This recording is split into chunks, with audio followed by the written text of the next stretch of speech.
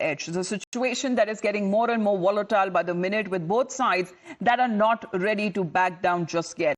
Iran striking Israel's largest hospital, the Soroka Medical Center in southern Israel. And this facility has over 1,000 beds and provides services to about a population of 10 lakh who live and reside in that area. At least 70 people who were injured in the attack, and the bombardment of the hospital was naturally seen as a major escalation by Iran in this conflict. Now, in return, Israel bombarded yet another nuclear facility in Iran, and this time it was the Araf nuclear reactor, a facility that plays a critical role in Iran's nuclear ambitions. The heavy water nuclear reactor of the facility was left decimated by the Israeli attacks. Now, as the Israel-Iran tensions continue to escalate, the Israeli Prime Minister's message has now come across, saying that regime change, not Israel's goal. Iran's regime change could be a result of these preemptive strikes, as what Israel has been saying has been carried out against Iran. Let's get in a word from Shinjoy now. Shinjoy, good morning. Hospitals are now also being struck as far as these retaliatory strikes by Iran is concerned. But Netanyahu doesn't seem to be supportive of the regime change in Iran. Do you believe that would change anything? Because as far as the direct threats that have been issued to the Iranian supreme leader, Donald Trump says that we know where he's hiding, but not the time now to attack him directly. Regime change cannot happen, or would be rather difficult, unless there is a campaign on the ground. Now, Israel has a population of 9 million, Iran of 90 million. Iran is a large country. America would have to be involved. And even if America were involved, it would not be easy. Meanwhile, things naturally get complicated in these situations. Now, Iran has denied attacking the hospital. So that is one. Instead, they have said that Israel has attacked a nuclear facility, another nuclear facility called Kondab.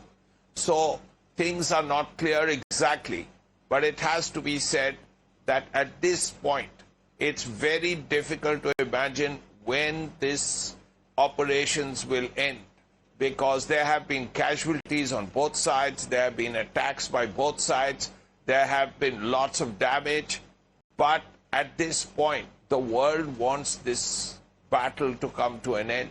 This near war has to end, and virtually every country in the world has spoken out about it. But when all this will happen, we do not know. We know that Prime Minister has said that the 21st century is not the right time for war.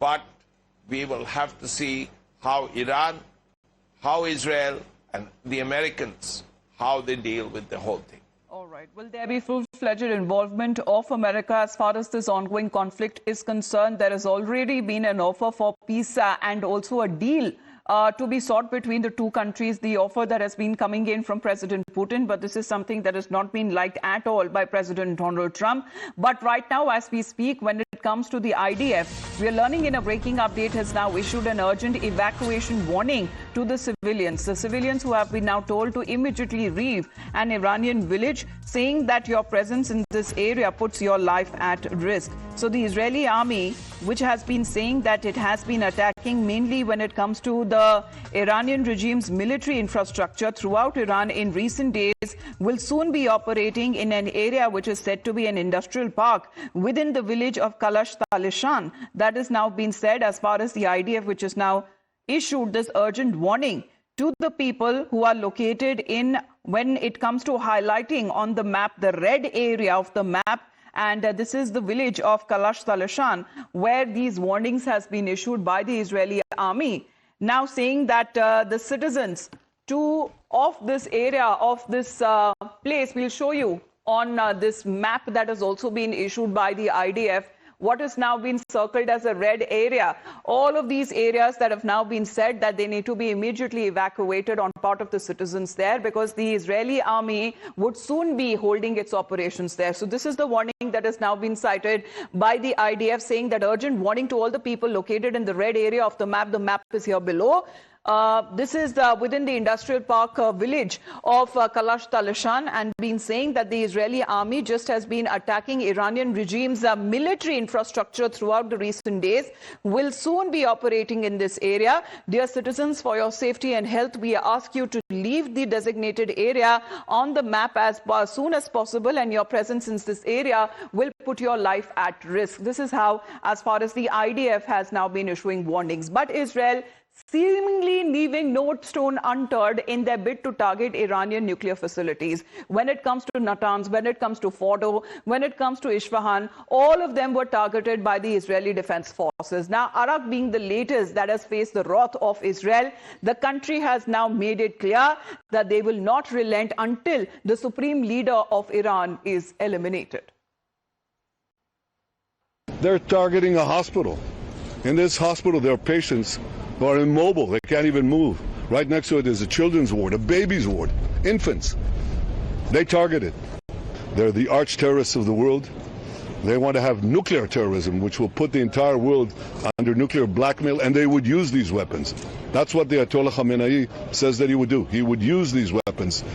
קבענו את יעדי המלחמה להסיר איום גרעיני, איומי השמדה ולסכל את איומי הטילים, ובתוך הדבר הזה צה"ל נלחם ויודע שכדי להשיג את כלל המטרות, בהחלט האיש הזה לא צריך להמשיך להתקיים.